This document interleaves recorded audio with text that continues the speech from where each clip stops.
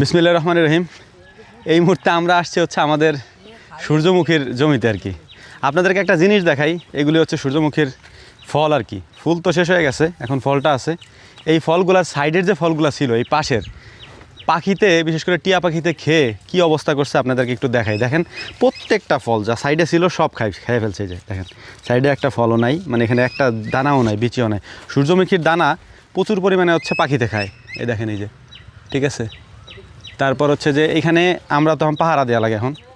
এই দেখেন প্রত্যেকটা গাছের থেকে প্রত্যেকটা ফল দেখেন অবস্থা। আমি কত দূর দেখাবো আপনাদেরকে, দেখেন এই যদি দেখাই না, এই যে একটা পুরা আর কি ফুল, এটা সূর্যমুখীর পুরো একটা ফুল।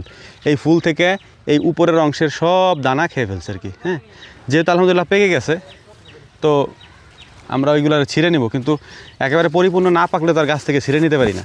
হ্যাঁ, কিন্তু এই পরিপূর্ণ পাকতে পাকতে যেগুলো থাকবে কি না তাই সন্দেহ আছে আর কি। দেখেন প্রত্যেকটা গাছ, এই যে এটা একটা তো নাই বানাই দিছে এটারে, প্রত্যেকটা গাছ এই দেখেন, এই যে দেখছেন।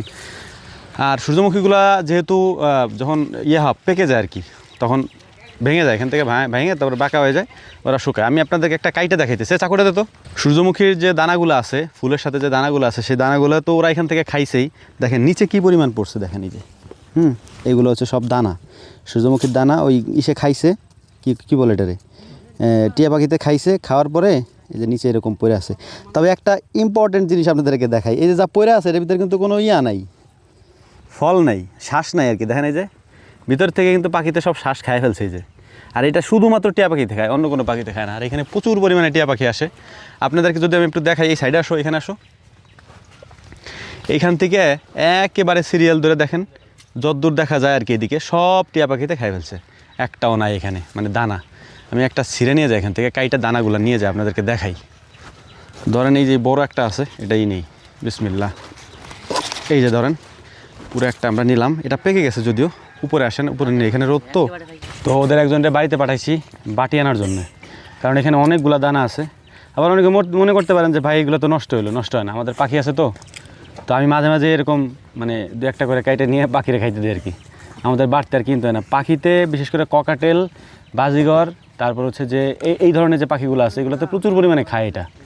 আর টিয়া পাখি তো এখানে বন্য টিয়া আর কি, যেগুলো আসে ওরা খেয়ে যায় এখান থেকে।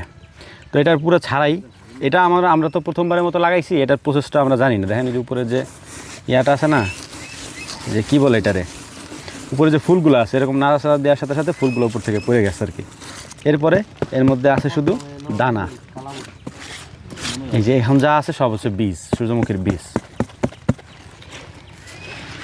কারণ এটা তো প্রসেস আমরা জানি না, তবে এরকম নাড়া দিলে খুলে যায় আর কি। এই যে এরকম দিলে আস্তে আস্তে দানাগুলো ঝরে যায়। সম্ভবত আরও পাকতে হবে, কিন্তু পাকবে কি, এ তো পাকার আগেই খাই ফেলতেছে হচ্ছে টিয়া পাখিতে। যেরকম দিলে আস্তে আস্তে এটা খুলে পড়তেছে।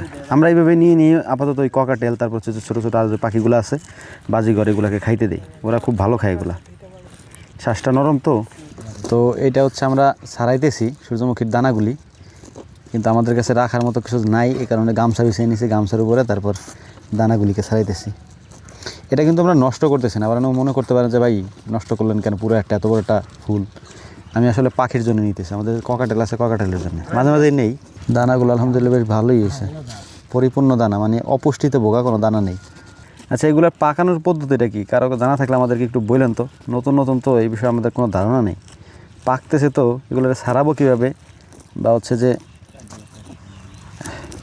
দানাগুলোকে সংগ্রহ করবো কীভাবে, এই বিষয়ে কোনো ধারণাই নেই।